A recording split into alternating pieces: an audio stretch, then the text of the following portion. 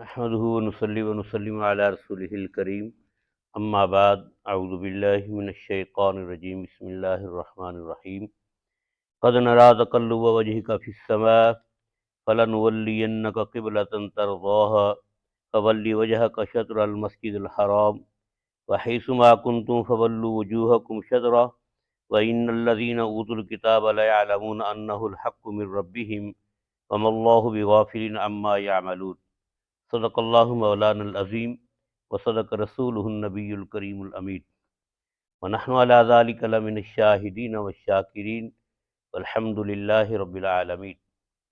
میرے نہایت ہی محترم مکرم معزز دوستو، السلام علیکم ورحمۃ اللہ وبرکاتہ۔ آج میں نے سورہ بقرہ کی آیت نمبر 144 پڑھی ہے۔ اس آیت کے اندر اللہ رب العزت نے ایسے سمجھیں کہ نبی پاک صلی اللہ علیہ وسلم سے محبت اور شفقت کی بات بیان فرمائی۔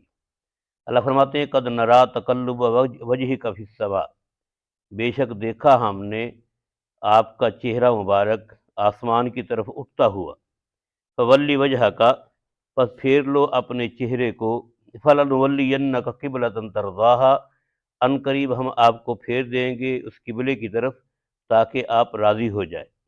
فولی وجہ کا، پھیر لو اپنے چہرے کو، شطر المسجد الحرام، مسجد حرام کی طرف۔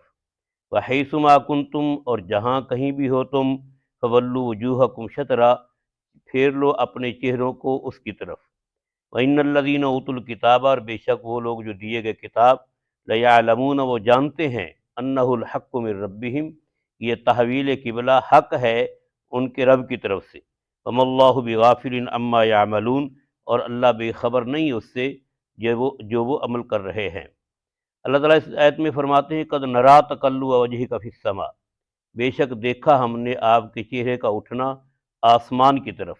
اس سے معلوم ہوتا ہے کہ نبی پاک صلی اللہ علیہ وسلم کو اس بات کا انتظار تھا کہ ان قریب تحویل قبلہ ہوگا، کہ اللہ تعالیٰ بیت المقدس کی بجائے کعبہ شریف کو قبلہ بنائیں گے۔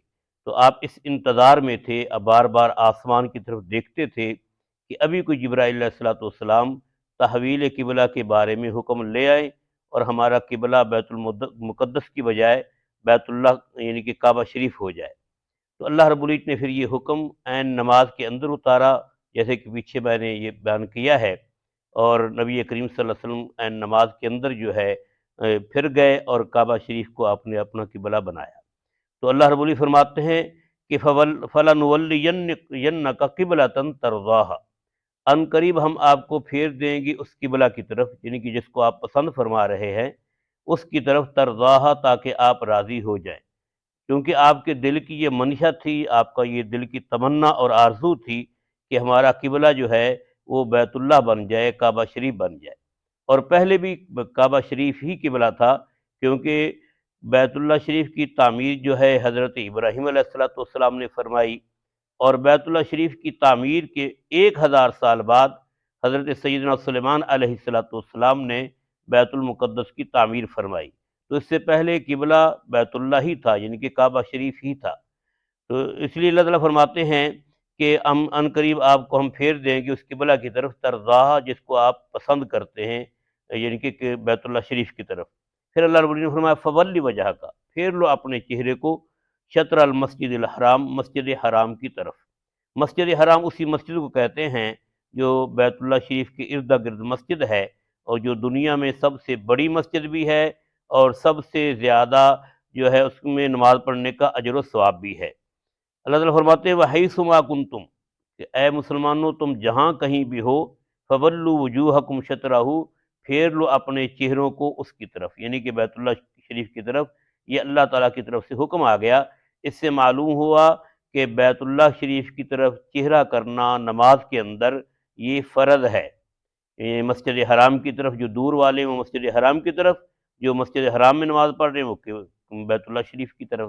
تو مسجد حرام کی طرف چہرہ کرنا یہ نماز کے اندر فرض ہے، اس کے بغیر نماز نہیں ہوتی۔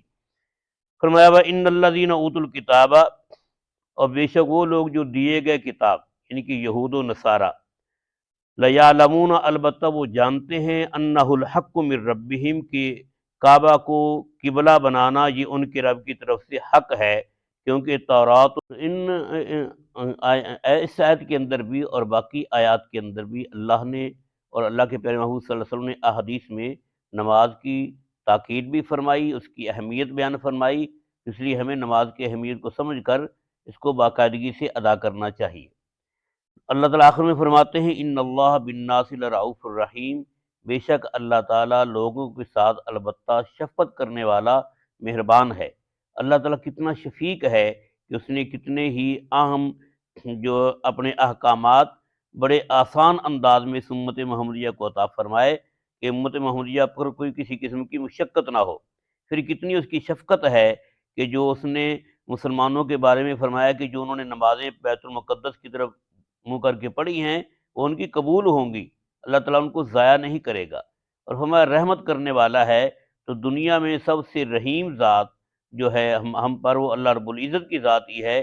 ماں کی شفقت مشہور ہے، ماں کی رحمت اپنی اولاد کے ساتھ مشہور ہے، لیکن اللہ رب العزت کی محبت اور شفقت اپنے بندوں کے ساتھ 70 ماؤں سے بھی زیادہ ہے۔ اللہ رب العزت ہم پر بھی اپنی رحمت اور شفقت کو عام فرمائے اور ہمیں نماز کی اہمیت کو سمجھ کر اس کو باقاعدگی سے ادا کرنے کی توفیق عطا کرے، آمین۔